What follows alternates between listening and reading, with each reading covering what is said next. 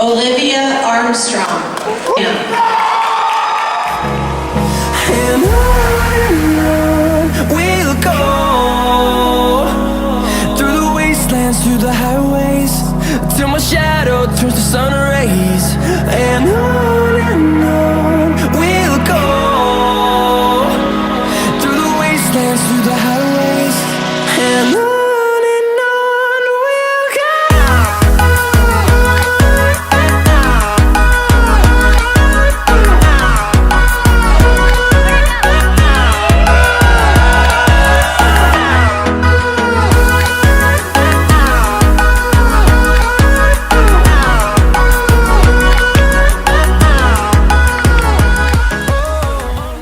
YouTube.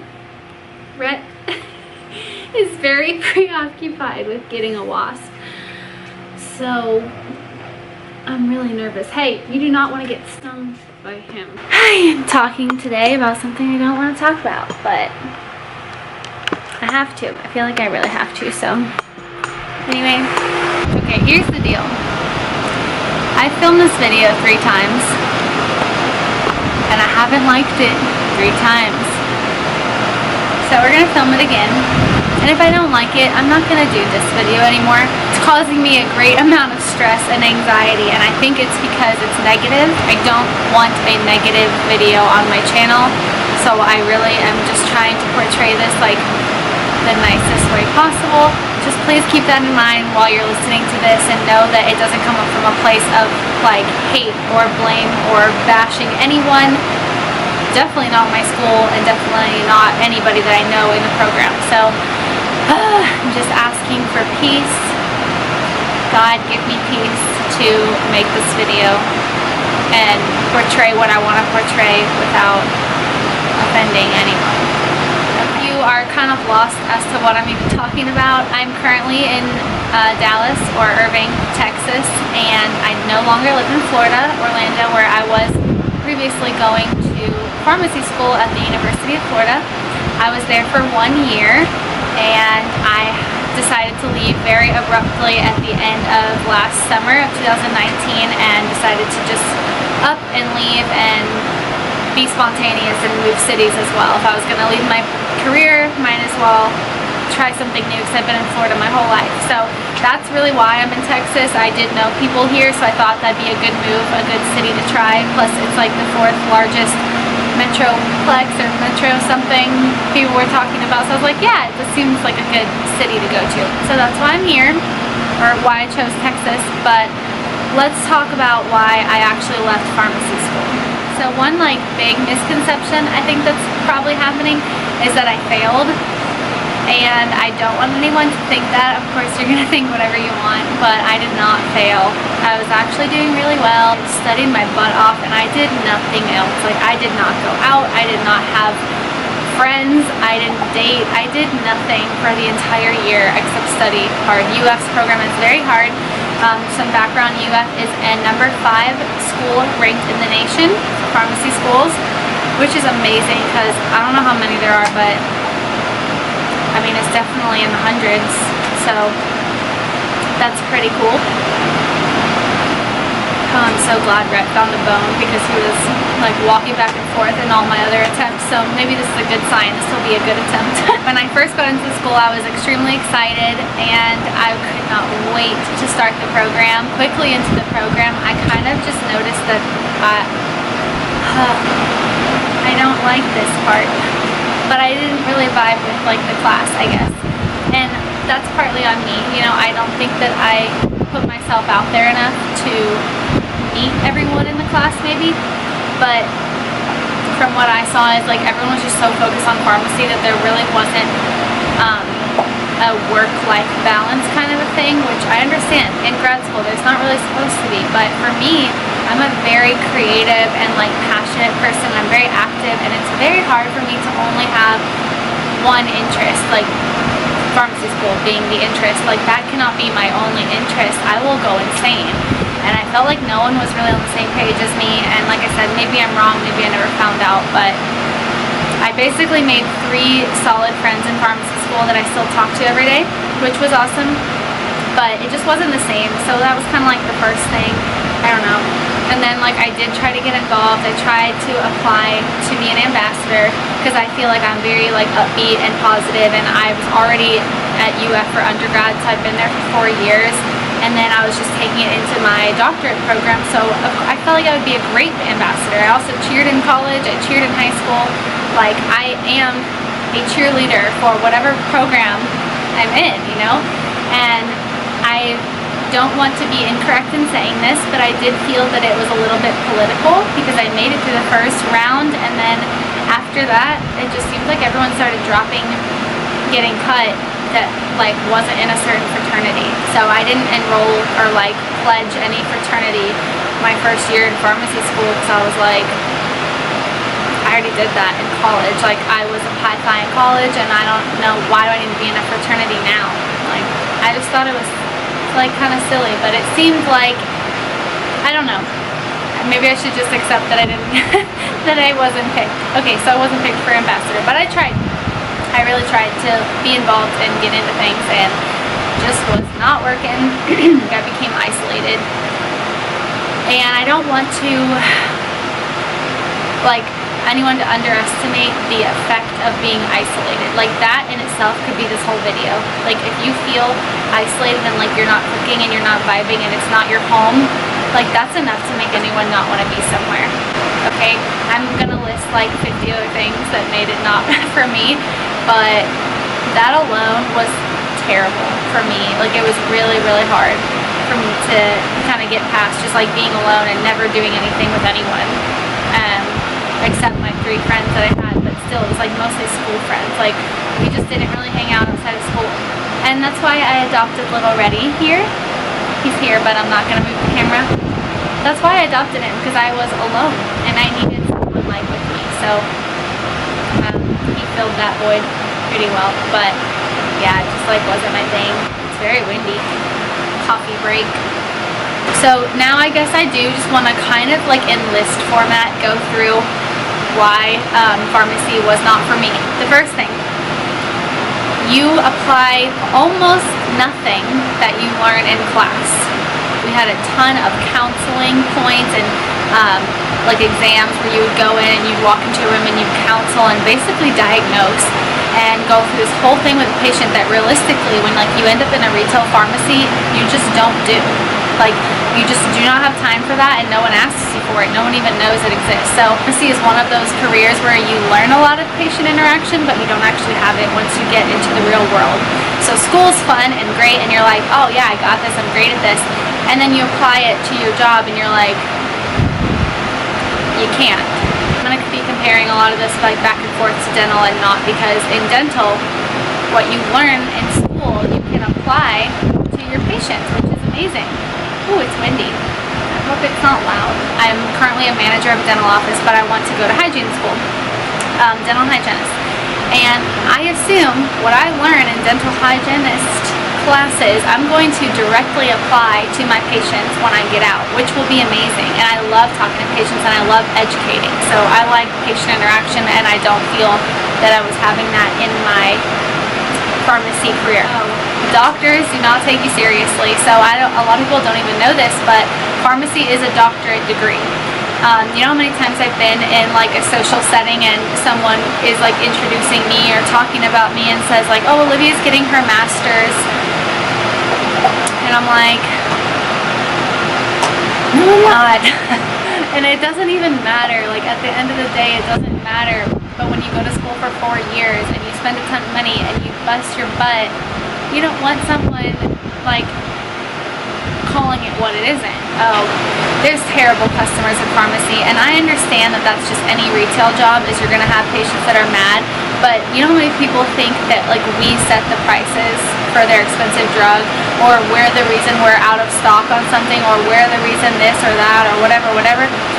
Like, I feel like pharmacists have very little control when it comes to everything that is corporate run. So we're constantly getting yelled at for things that we really have no control over. I'm not like a punching bag, especially because people are just angry nowadays. Like in hygiene, like in my dental office, it happens, of course, like patients are mean, but we do have say over things, and we can adjust things, and we can okay, well your scaling and replaning is too expensive, let's see what we can do, or maybe you don't want to use the laser or whatever. Like, you know, we can adjust things to best fit your needs. You can't just change a price on a medicine because your patient's yelling at you. So that's frustrating. Something that I think everyone knows about, but I still need to talk about it because it's the hard hitter, is the money. You know, when you graduate, you have a ton of debt, and I have $40,000 in debt just from 1 year. So I still have to pay, you know, $450 a month on my loan, and at that rate I end up paying $18,000 in interest. That's if I pay that rate.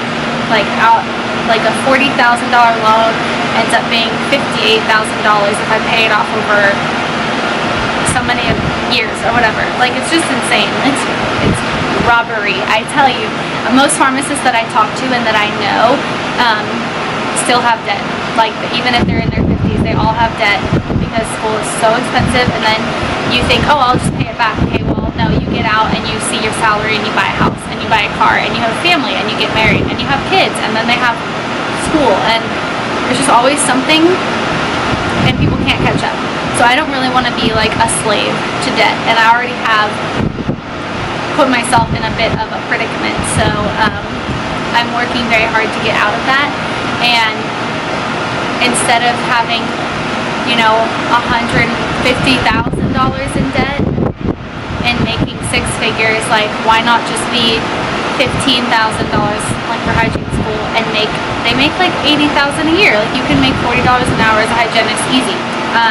Another problem is within pharmacies, people aren't even getting jobs. So there's this big thing happening where there's like not as much a demand for pharmacists, so they're also starting to make less. I was talking to my mentor, and he told me, this is a guy who's, I think, in his 50s, I'm not sure totally. We went to Nicaragua together on a medical mission trip. I won't say his name just for like confidentiality purposes, but he's always helped me and been there, written my recommendation letters, all that awesome stuff, and he's a great person. And he even said, like, you're in the armpit of it right now. He's like, it's bad, you know, taxes are going up crazy on like independent pharmacies, and his taxes increased like $35,000 a month or something ridiculous. And like, you know, for the first time he was actually worried, and he said back in the day you got six figures easy, you got a signing bonus, you got a car, like there were all these things involved, and now it's like they're trying to get people out of school for like 80 a year. Yeah. And then let's talk about, I guess, the job itself.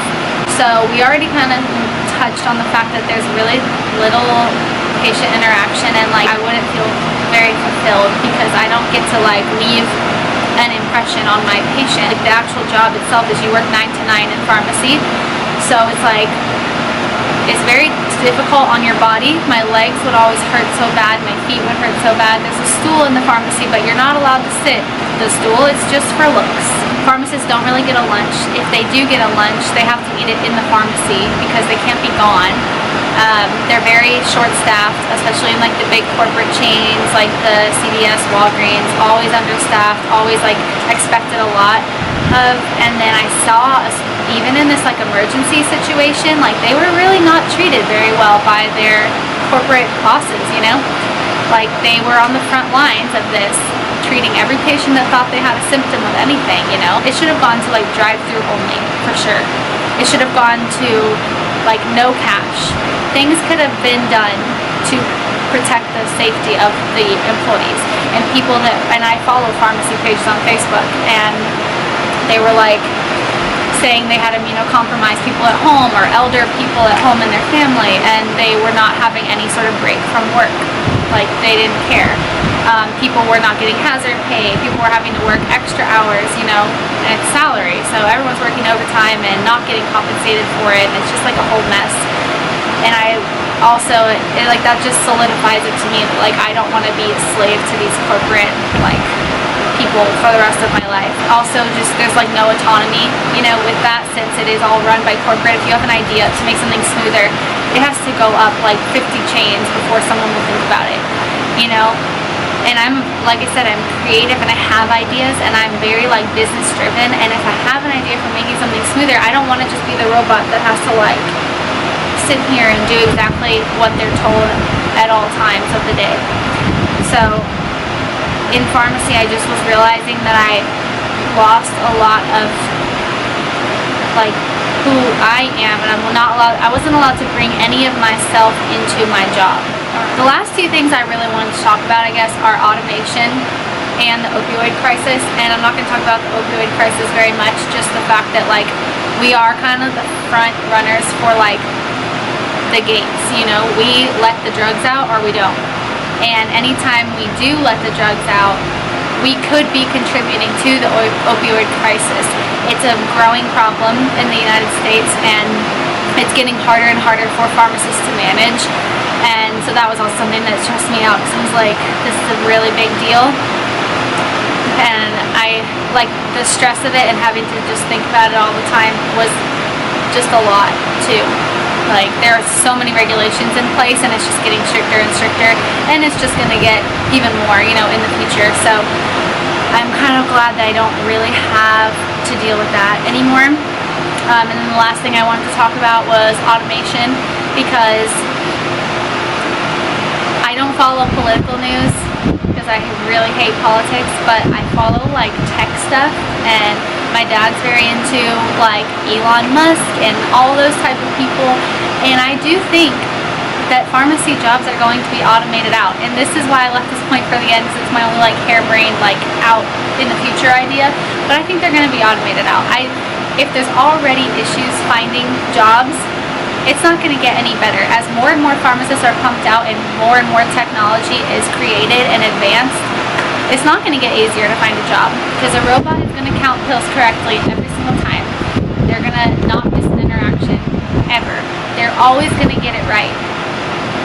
So pharmacy is an easy thing to automate out, and I'm very nervous that it is going to eventually start to take over our jobs as pharmacists. I did talk to my family about this. They were actually totally supportive. They started looking into it.